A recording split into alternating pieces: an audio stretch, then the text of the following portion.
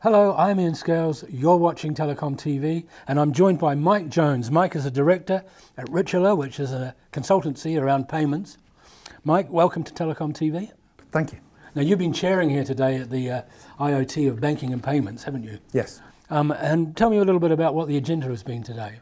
So the agenda today has been to look at what's happening in IoT with regards to payments specifically, and also what's happening in regulation that's going to have an impact on this, and how businesses are trying to change themselves to be ready for this modern world. Now, the thing that's changed fairly recently, of course, is the European Commission handing down what's been called PSD2, which is coming into force next year and is exercising the minds of the banks who have to cope with it.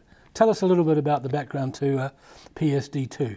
Sure. So the second Payment Services Directive, this is the second of its kind, has been created by the European Commission with the intention of helping to democratize the world of payments specifically, and opening up access to the bank account specifically is the thing that's probably the most radical part of this regulation. There's more to it than just that, but banks are being forced to create what are called application payment interfaces, or APIs.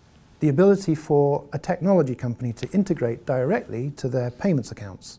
So in layman's speak, your current account, your savings account, if you can make a payment from it, and if you can log into that account online using the internet or a mobile phone, this account needs to have these APIs from January 2018, so that third parties can integrate to them. And that's not very far away. That's not very far away at all. It's just over the horizon. And do you think the banks are prepared for this?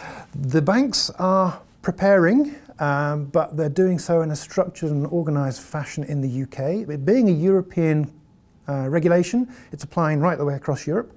Different countries are implementing this at slightly different speeds, but the majority are trying to go for the January deadline next year. And the UK in particular is going to be ready.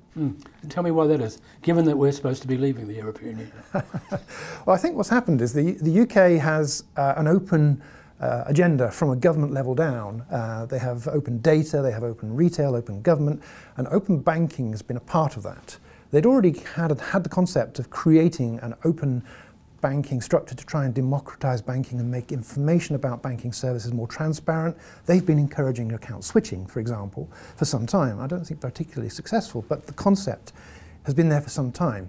So when this PSD2 regulation came along, they saw this as a positive and embedded it into the UK's open banking agenda and ran with it. So basically they're seeing it as a positive, as a way of making banks more competitive, and helping support innovation and the fintech community in particular. Okay, so let me summarise. What we've got here now in the UK and in the rest of Europe as well is a situation where transactions that banks used to charge for, basically getting money in and out of your own account, they can no longer do so when they're interfacing with these other financial enterprises who are going to be putting, presumably you can also put money into an account without getting charged for it. It's correct. You're able to. That's a good question. I haven't seen that one asked yet, but it's designed for payment initiation. Yeah. So you can put money into somebody else's account. Yes. Yes. Well, BACS would be. It's not a way in for BACS. It's not designed as a deposit method. Oh, okay. It's designed as a payment method. As a payment method. Yes. Okay. And that sounds quite radical, actually. I mean, surely the banks would putting up a bit of a struggle against this. You'd think so, but I think the banks feel a little bit on the back foot. There's been an awful lot of bad press about banking. I think they've also kind of realised that they've made a lot of money out of people for a long time, and it's about time they ought to be. The fact that the European Commission is saying to them, it's about time you ought to stop sitting on your hands and start thinking about your customers, and we're going to force you to open up and make your core accounts more available. I think they're kind of realising that actually it may be painful, but it's a new world. And you know, with Google, Amazon, Facebook, Apple on their doorstep, this perhaps is a form of incentive to get them moving. And I suppose too, underlying these calculations on the government side is the well-known idea that all the costs for delivering these transactions must have gone down steadily for the last 30 years as we've increasingly computerized them. I think to some extent that's true. I think to some extent, there's also been a drive to reduce those costs at a regulatory level. So they've already been looking, certainly from the Commission, European Commission perspective, to limit the amount of fees people can charge. For example, Visa and MasterCard have both had quite difficult discussions on their interchange fees at a European level, and is no longer the level of high fees that you would see, for example, in the US, which is still quite an expensive place to take a credit or a debit card. So, yeah, I think it's much cheaper to take a payment these days. There are many more payments, but actually the fees are much more fit for purpose than they used to be. Yeah. However, this is going to be quite radical. It's going to force the banks to offer access to these accounts for payments for free. Which sounds startlingly innovative and disruptive, really. Potentially, yes. Potentially. So I've been thinking, isn't this something that the card schemes and the banks are terrified of? But actually they seem to be treating this as a stimulus. Right. And they're looking at ways that they can create value and that they can reposition themselves. In a bank's case, they're now a source of identity in this new world. Right. So someone can access the account to see if you actually really exist. Yes. And they can then initiate a payment from you, but it's still the account, which is where you go to find out if you exist. So the bank stays at the center of the relationship. Yes. With the consumer. They have to build that trust and security model so that someone can integrate to it in a safe way. They'll be the first point of call if something goes wrong. So they maintain it. Actually, in some ways, it's actually giving them a degree of power. Yes. And they're actually doing something for that power now. That's the benefit of this. So I see it as a huge positive if they can position themselves well. Some are thinking of becoming marketplaces for other fintechs to come and access their customer base. Hey, I've got 1 million customers. Would you like to offer your wonderful services to my customers? Others are thinking, well, we're not very good at innovating, so let's position ourselves as a kind of utility and just get really good at being that utility, banking as a service. Mm-hmm. And it's going to be interesting to see what happens. Very interesting, isn't it? Over the next few years. Because, of course, sitting in the centre in that sense, you have an aggregated view of all of that particular customer's transactions, don't you? Assuming that he or she puts everything through the one bank, which most people still do, don't they? They do, but this is one of the things I think is going to change. As a result of this regulation, you'll find it easier to cherry pick your services, your financial services. You'll be able to cherry pick, say, a credit card from that bank because you can see much more easily a comparison of all of the credit cards that you could have. And because they're all API driven, some aggregator will develop who is basically like a Mint type of service or a First Direct service.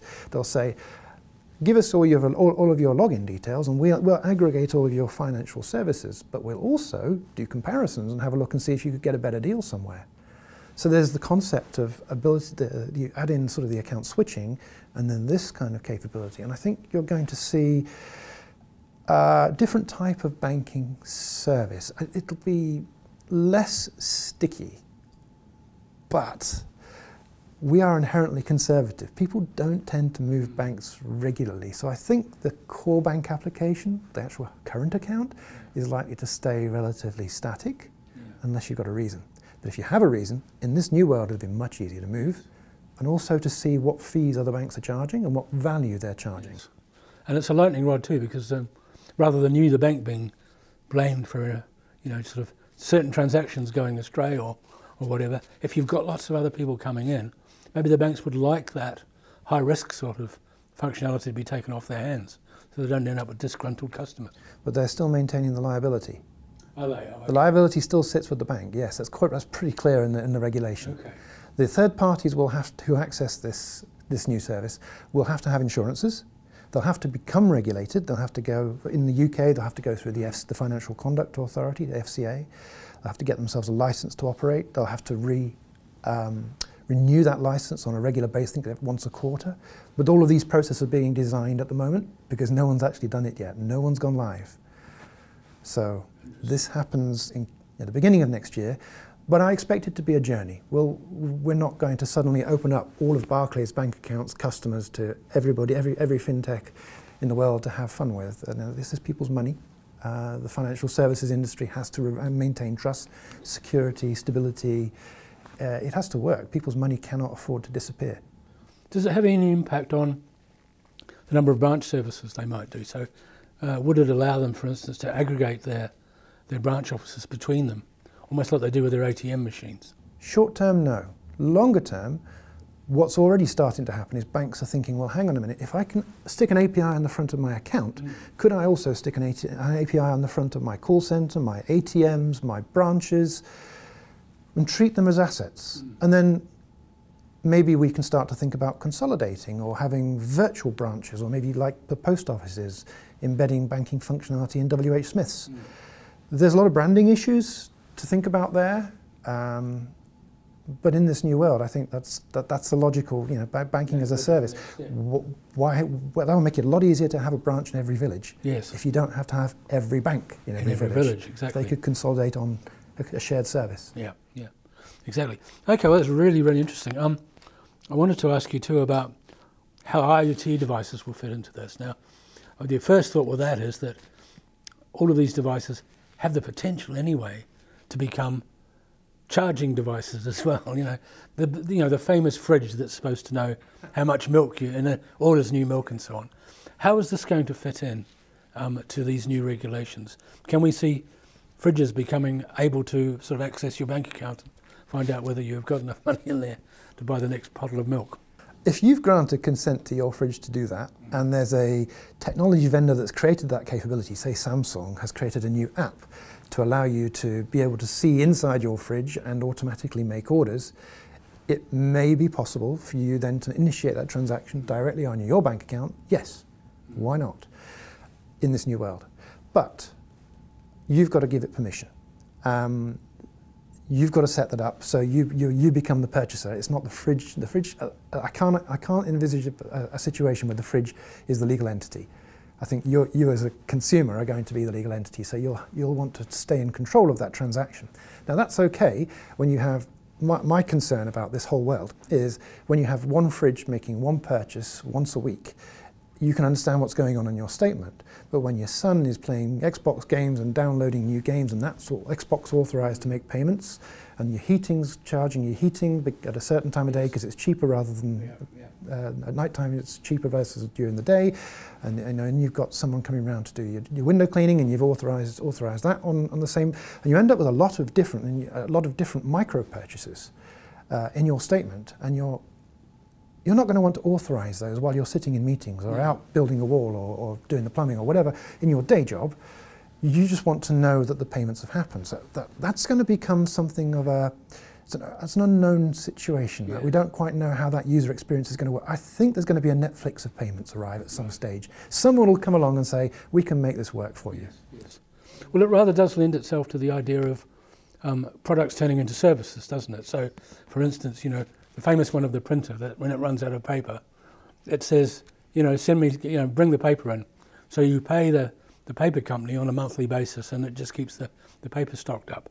And I wonder if this dispensation by PSD2 will allow those types of business models, which have always been advanced as really good, stimulus for IoT applications, whether those sort of business models will be assisted by this. I think they will, because it'll be easier to make small value transactions. With a credit or a debit card, for example, if you're making a transaction of 5 pence, it costs you more to process the transaction than you're getting. Yes.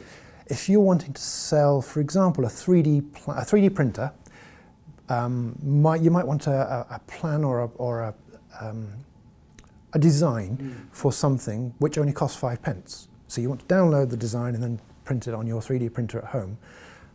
What payment instrument can you use? Maybe PayPal? There's not much you can do for a sort of a 5 pence transaction. This new direct API platform would allow low value transactions because the banks can't charge for it, so it's free effectively. Yes, exactly. Excellent. Well, look, that's been really, really interesting. Thank you very much. More than welcome. I've really enjoyed this.